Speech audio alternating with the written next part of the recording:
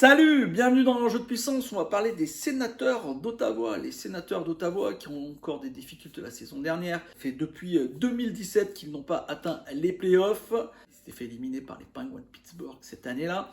Depuis 2017, pas de playoffs donc pour les sénateurs d'Ottawa. Est-ce que cette saison, ça va être une nouvelle saison sans playoffs ou est-ce qu'on va enfin pouvoir retourner en série du côté des sénateurs? On va voir ça tout de suite. On va analyser un peu les arrivées parce qu'il y a eu quelques arrivées qui sont très intéressantes.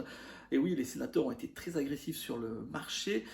Oui, avec les arrivées de Claude Giroux. Claude Giroux, donc un vétéran qui est un des meilleurs joueurs de la NHL, du moins qu'il était, et qui avait fait très très bien du côté des Flyers de Philadelphie. La saison dernière, il avait été échangé aux Panthers, et cette saison, il se retrouve du côté d'Ottawa, mais bon, ça reste un vétéran.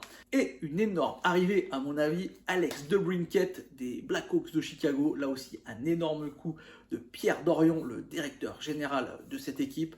Donc, est-ce que ces deux ajouts majeurs, ainsi que le changement en termes de gardien, où là aussi ça a vraiment pêché la saison dernière, est-ce que cela va pouvoir donner une équipe compétitive qui va pouvoir aller se qualifier pour ces playoffs? On va regarder du côté de l'attaque, qui me paraît, moi, être une attaque vraiment très intéressante.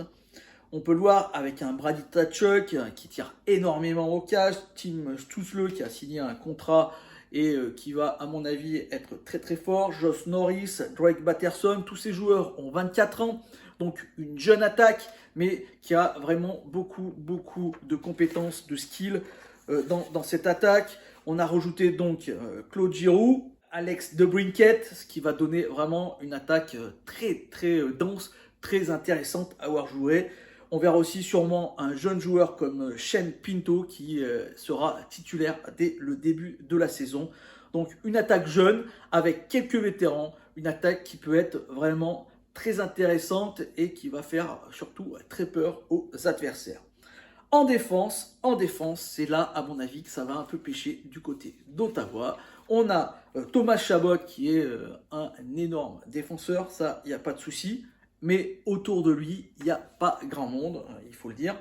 Donc on attend bien sûr des jeunes espoirs qui vont sûrement arriver. Je pense à Jake Sanderson ou Jacob Bernard Docker.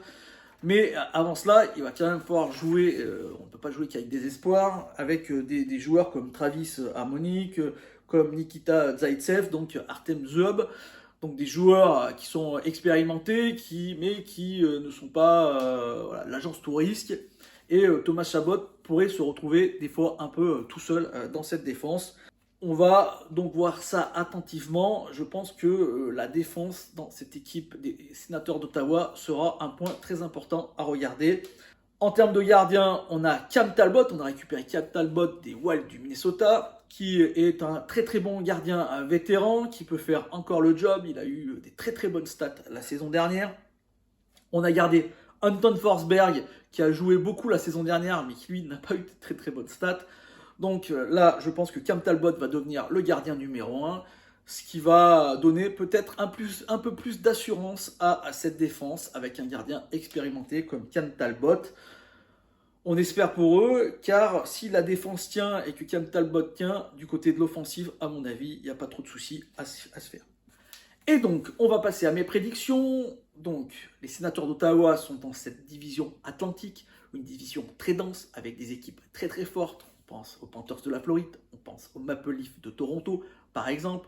On pense au Lightning de Tampa Bay. Donc, pour se trouver une place dans ces équipes, c'est très compliqué. Les sénateurs d'Ottawa, à mon avis, ont la possibilité d'aller chercher les playoffs, mais ça va être très très difficile et sûrement pas dans les premières places de cette division atlantique. À mon avis, s'ils réussissent à se qualifier, ça va être ou sur cette troisième place, si une des trois équipes très très bonnes de cette division a un coup de moins bien, soit ils vont aller chercher une place en wildcard, ce qui est une possibilité aussi. Dans tous les cas, il faut aussi voir que les Red Wings de Détroit se sont améliorés. Et donc, ça fait beaucoup d'équipes pour une ou deux places. Ça va être très difficile, mais à mon avis, là aussi, c'est une équipe qui peut se jouer les playoffs. Et ça va être très très serré. Je pense que cette saison, pour pas mal d'équipes qui se sont renforcées, je pense aux Sénateurs d'Ottawa, mais aux Red Wings de Détroit par exemple, pour cette division atlantique, ça peut être, même les Sabres de Buffalo se sont un peu renforcés, ça peut être vraiment, ça peut jouer au dernier match. Ça va être une saison, à mon avis, avec beaucoup de suspense jusqu'à la fin. Donc ça va être vraiment très très intéressant et on a envie que ça commence au mois d'octobre. Voilà, j'espère que cette petite vidéo vous a plu. Si c'est le cas, n'hésitez pas à me faire un petit like, un petit commentaire ou à la partager. Et moi je vous dis à demain pour une nouvelle équipe. Allez, ciao!